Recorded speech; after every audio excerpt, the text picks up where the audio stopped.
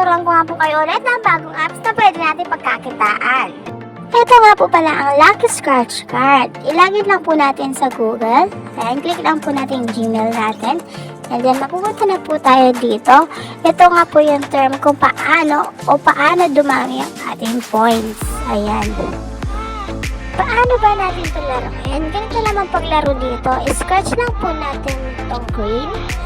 Ayan, tanggalin lang po natin yung mga nakatakip para makuha natin yung prize. Ayan, scratch lang.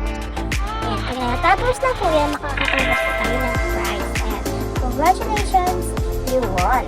Meron tayong green ticket. Ayan. At pag-back po natin, meron na po tayong you have received 2,309. Meron na po tayong agad na points. Ayan. At usapang withdraw naman po tayo. Click lang po na ating profile picture. Yan, may makikita na po tayo dito na withdraw. Ayan, may makikita dito na yung balance natin, yung USD 0.3.